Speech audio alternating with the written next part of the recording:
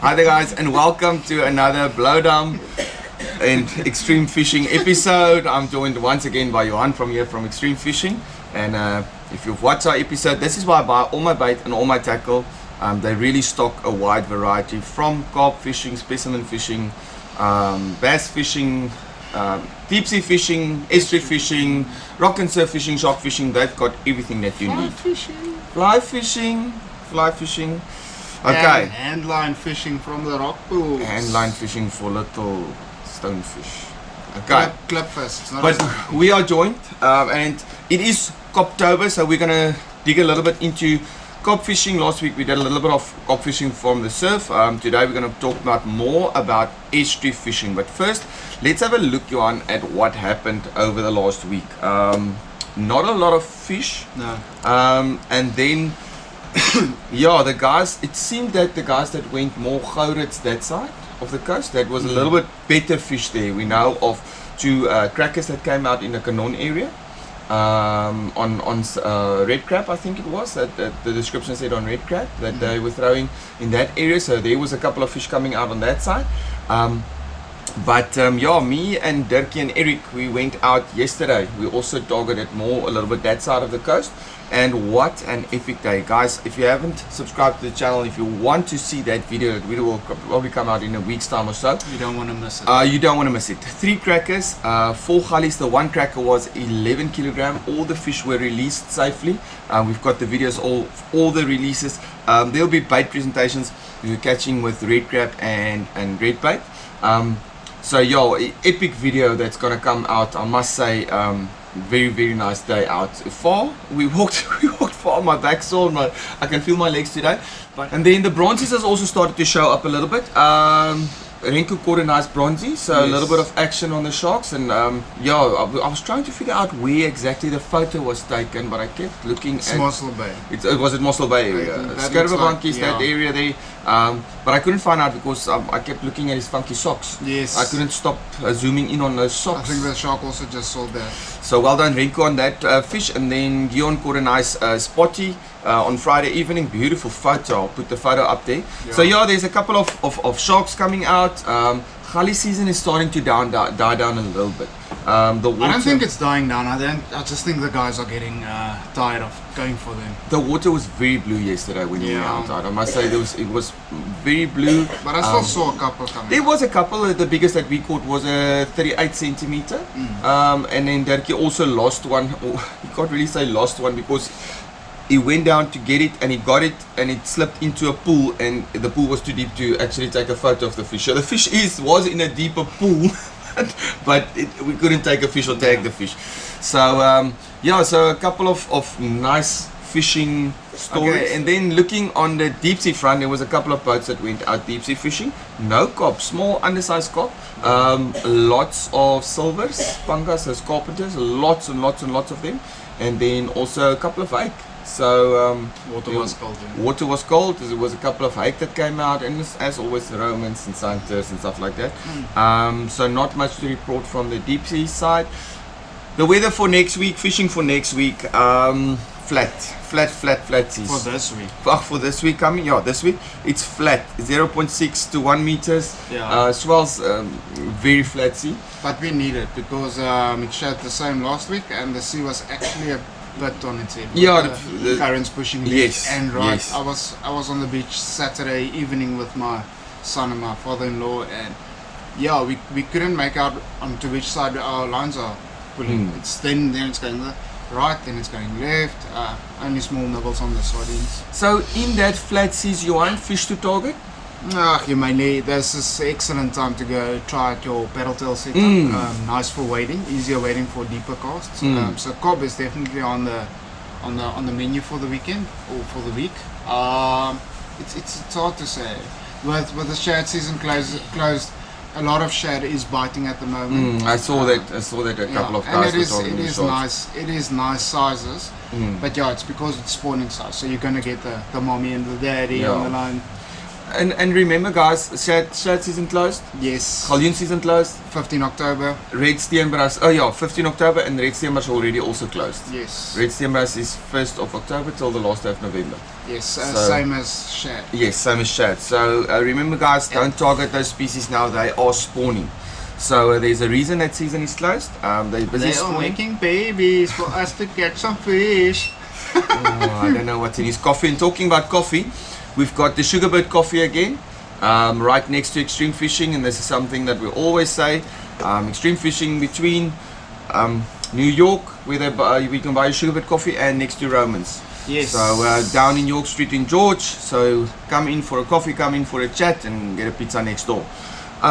Okay, and then estuary. The reason we decided to talk about cod fishing in the estuaries today is that is where most of your big cod is actually caught. There is a lot of cod that's been caught, but if you take how many big cod get caught between Gourits and Witsand in this part of the season, it's definitely a place to target. Whether you're boat fishing or whether you're estuary fishing from the side. And with Witsand not looking so great, they actually caught a couple of cod. They actually caught a couple of cod last week. I haven't heard anything about this weekend. Have you heard any reports No, of not this yet. weekend? No, this weekend looks like those the snow that was on the Sirius Mountains came down again. So Witsand is coming down a little bit again. So no reports, but Tauta caught a nice fish, estimated 35 kilograms. So we're going to talk about estuary fishing, especially for big cod a little bit, targeting those big cod. And I know that the Sondags River and You need big lures for you need big cod. lures. And I know that Sondags River and Gamtoos River produces some really nice cod as well. So the guys from the Eastern Cape, put this thing away, man. The guys from the Eastern Cape always catching, especially in the winter months. They seem to always get some nice fish during the winter months, more in the Eastern Cape, where we struggle in the winter months for cod in our estuaries. But let's talk about the rods and the reels first. So I'm going to show you the old trusty one. I was using this for many years. I was using, and I see a lot of the LTB guys, the light tackle boat Stays guys. the best. They love this rod. It Yeah. is the Jarvis Walker. The Gully Master. Yeah. They don't come in different weights, they come in different lengths, but generally they all prefer the 6'6" and 7. the 6'6" and a 7 foot. Yeah. Tried, tested, proven, budget $500, amazing rod. Rebuilt many times. Rebuilt many times. Some guys come in and they strip the whole rod, and Yes. you must rebuild, put on new eyes, color the thing, put on stickers and everything. Yeah. But tried and tested, and like I said, a lot of the LTB guys that we were fishing, there was almost on every single boat there is a Gully Master. They fish with 4 kilogram line, and they target 50, 60, 70, 80 kilogram fish. Yeah. If they hook onto a diamond, and these rods can manage that. Yeah. They can do that. It's because it's a composite graphite. It's a mixture of graphite and glass fiber. It's very forgiving on the tip, and it's very strong as well. And that's why they love it. And then a reel that we all used to fish with is the trusted Shimano TR 100 Gs and 200 Gs. Yeah. With a little level winder in there. Everybody fish with these ones. They're also AK-47s on Yeah. the river. You know, they don't break that easily. There's bushes that's on the inside. I think there's only one bearing. You can go and change the bushes to bearings, but I would suggest you keep it the way it is. It's not for performance. It's not for casting far or whatever. It's literally for off the boat. So you don't want bearings for smoothness. I think it's smooth enough. And I fished with this setup for a long time with a 1 ounce cone sinker for grunters, and I caught plenty of grunters Yeah. on this little setup. So yeah, that's a really nice setup. And I see that Penn's also got this level winder. Yeah. A little bit more robust if you look at the gear systems here. And you can see there's a little bit, it is more expensive than the 100G and 200G as well. But it's the Penn Warfare Yes. 20. So little power handle you've got here. And this one's got all the bearings. It doesn't work with bushes. Carbon Tex drag washers for extra smoothness, and then the bigger handle for extra power. It's not really A little needed. bit overkill for grunters. Yeah, it's a bit overkill. This is if you're really targeting your big cop, then this will be a whereas your 100G is actually a very nice reel for targeting grunters as well on that setup. And the line you can put on that thing, it's tremendous. I remember you can get 500 meters of line on Nice. it. If you lose for cob, you can get a 500 meters of line on it. Yeah. If you lose like a quicker line. It depends. Some of the guys went with 8 kilo lines, and we got 600 plus on that. So now the other two rods that I've got here. Let's go first with let's go with the sloppy then. Okay. The sloppy LTB. It says LTB for a reason. It's light tackle boat. This is the 7 foot. Yes. And I see this a lot. A lot of the guys also start using these ones. You see them on the deep sea. The guys are fishing deep sea with them. And for me, this is basically the same rod as the Gully Master. It's got the same feel. It's got the same bend. It's a very nice rod. I really enjoyed. This is two of the rods that I'm fishing with now, and I really enjoy these ones. Same price, $50 more expensive than your Gully Master. But yeah, I really enjoy these ones. Also, they don't all come in a heavy and a medium, and they come in one size fits all. The 7 foot is what it is. Yeah, and then it comes in a 6'6". So you get a lot of variety on that. You get that short little ski one for paddle skis for your grunter fishing, or your when you're trolling on the kayaks. They get the smaller ones as well in that one. They've got a little bit of a wider range. That they in length, they come in a little bit wider range. Okay, let's finish up with the rods, and then a rod that I really enjoy, the pen power tip. Yes. So also again, but these ones comes, you get a medium heavy, a heavy. You get them in a variety of different tips. The same length, and then you can decide how. You get them in a 7 foot medium, heavy, and heavy. Yes. Yes, so they do come in different so weight classes. in that if you want to fish for grunter, you can go a little bit lighter on that rod, because the grunters really do prefer that tip. They don't want a heavy tip. So I found with the Gully Master, if you're fishing grunter and the grunter are really skittish today, it's a little bit too stiff. It's just that little bit too much for the grunters. Yes. And so that's why the pen power tip, you can go with that medium tip. You can still land a cop on that medium tip, but you do have that little bit better feel for the grunters if they are biting skittish on the day. So I do like these ones.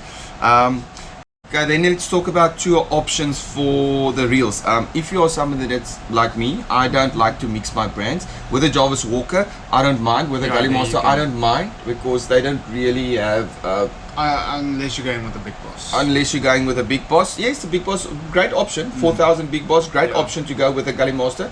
But that color is not going to match with that. It's not going to look so. That's why we can rebuild it. So on the pen power tip, these pen pursuits, lovely reels, I must say. 6.8 drag, if I remember correctly. It's got a 6.8 drag on it, with a little power handle. We've spoken about these reels. Nice line capacity. You can even go down to the 3,000, because the 3,000 of a pen is the same as the 4,000 in other ones, if I remember correctly. In the Shimano's, so they've got great line capacity. Yes, so they've got a little bit better. So you can go for a 3,000 or 4,000. But if you're fishing for cop, I would say a 4,000. You'll get enough braid on that 4,000. Lovely little reels. And then a reel that I really are falling in love with, the Azores. Yes. I must say that is becoming one of my favorite reels. It's probably of the smooth drag. It's the FDF DFD. DFD. It's a DFD drag, and I looked up on that little 4,000 has got a 13 kilogram drag on crazy. it. It's crazy for 4,000 reel to have a 13 kilogram drag on it. That is absolutely amazing. Stays smooth. It stays smooth.